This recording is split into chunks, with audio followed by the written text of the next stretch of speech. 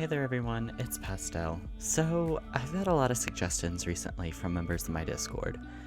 One thing that was massively suggested was advice on starting their own roleplays. Decided to do an in-depth how to roleplay series. I know these aren't very original, but I feel that I have a lot to add. This series will be split up into 5 episodes. The first is scripting, the second is mod and voice acting, the third is recording, the fourth is editing, and the fifth is thumbnail design. The series in order will help you from start to finish when recording your roleplay videos. Let's get started. Scripting is an incredibly important part of cinematic and first-person roleplays. However, cinematic roleplays heavily depend on it. From my own experience, scripting is probably one of the most difficult things in the role-playing process. In this video, I'm going to go in-depth with steps on how me and Caitlin script our roleplays. A recommended step is making a studio name and logo. We recommend it isn't similar to other logos you've seen, and the studio name isn't directly used by another known YouTuber. First step to scripting is coming up with an idea. Although coming up with ideas is difficult, you can always find something that sparks your inspiration.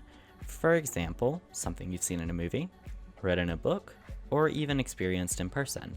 One thing we do not recommend is taking inspiration from another roleplayer's videos.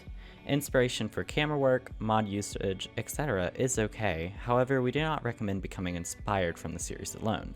Using a trope or setting is okay though, solely as long as it isn't a direct copy from the original series. The second step to scripting is getting others to help you write.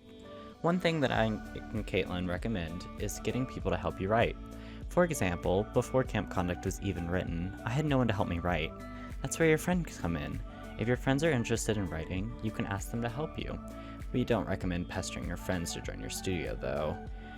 Also, writing with people isn't for everyone, but don't feel pressured to write with anyone if you don't want to. The third step to scripting is storyboarding. Storyboarding is one of the most useful things ever. A proper storyboard should include the following: episodes listed out in order, for example, series name, episode 1, title, etc. Each episode must have a summary of what happens in the episode. Any notes should also be included, aka thumbnails, research, random plot points, etc. Finally, just have it all line up. For example, you wouldn't want a storyboard at the end first. I'm guilty of this, and it's caused me to lose valuable plot points earlier in episodes because I forgot what I was writing as I started at the end. That's not a good thing. Fourth step of scripting is to script the episode itself. While scripting the episodes are the most difficult step in the role-playing process, for me at least, you can easily do it if you have the right dedication. An average script of Camp Conduct usually takes me about 2 to 4 hours to complete. You may be thinking, that's a lot of time, and yeah, it is. Let's switch over to a Word document to show you what I do with my scripts. Alright, so here I thought I would show you guys how I organize my scripts. Firstly, I come up here and search for Courier New, and that's usually the text that most modern fonts in. Make sure your document's named however you want it to be. So what I usually do is each of my characters are colored a different name, but before we do that, we're going to want to add a heading.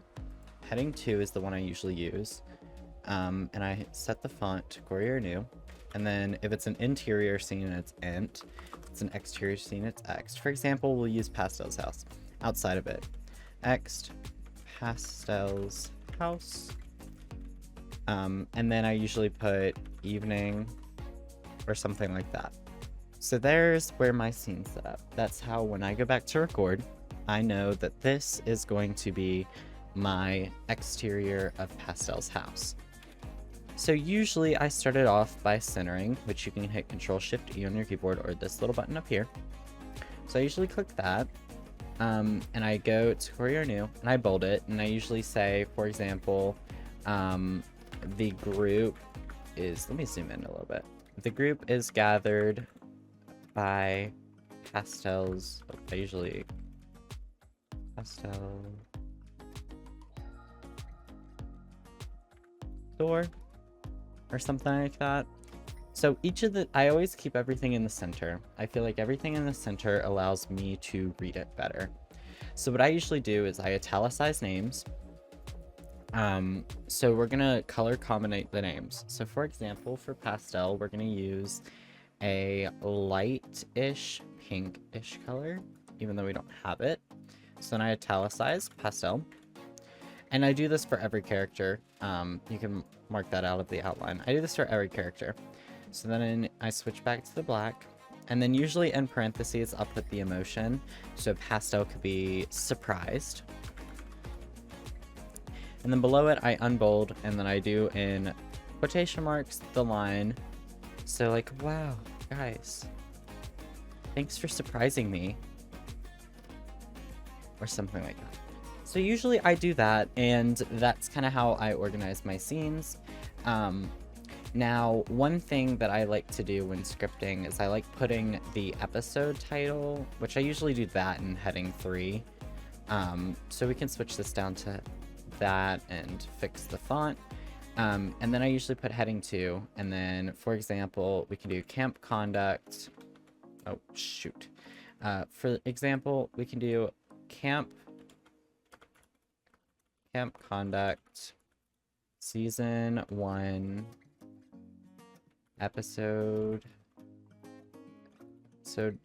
9